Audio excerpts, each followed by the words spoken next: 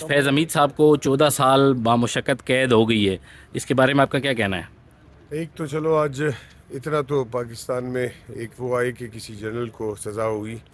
وہ جس معاملے میں انہوں نے کی ہے وہ تو الگ ہے، لیکن کم سے کم سزا تو ہوئی۔ اور اس سے یہ پتہ چلتا ہے کہ دیکھیں اگر ایک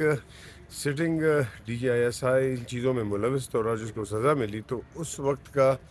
جو آرمی چیف تھا تو اس کی ناکامی یہاں سے نظر آتی ہے۔ تو میں چاہتا ہوں کہ یہ سزا اس کو بھی ملنی چاہیے تھی، اسی بنیاد پہ کہ آپ کے ناک کے نیچے ایک شخص یہ کر رہا ہے جو آج اس پہ ثابت آپ لوگوں نے کیا ہے، ہم نے نہیں کیا ثابت، آپ نے ثابت کیا، تو یہ تو اس کی مطلب اتنے بڑے پوسٹ کی ایک نائلی ثابت ہوتی ہے، اور اس کی مکمل اسی طرح کی سزا بغیر ٹرائل کو باجوہ کو بھی دینی چاہیے۔ تو کیا آپ کا خیال ہے کہ آگے کسی اور آرمی چیف اس طرح باجوہ صاحب کو سزا ہو سکتی ہے، یا ان پہ ٹرائل چلے گا؟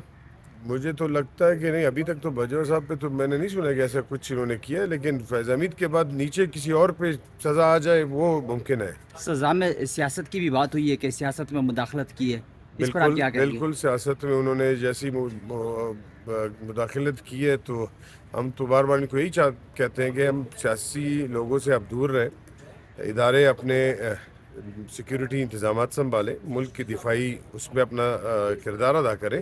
اور پولیٹکس سے دور رہیں۔ میں چاہتا ہوں کہ اس طرح کے کچھ اور لوگوں کو بھی اس طرح سزا ہو جائے تاکہ ایک دفعہ پہ یہ مسئلہ ہی ختم ہو جائے، ادارے اپنے کام پہ لگ جائیں گے اور سیاسی لوگ اپنے کام پہ لگ جائیں گے۔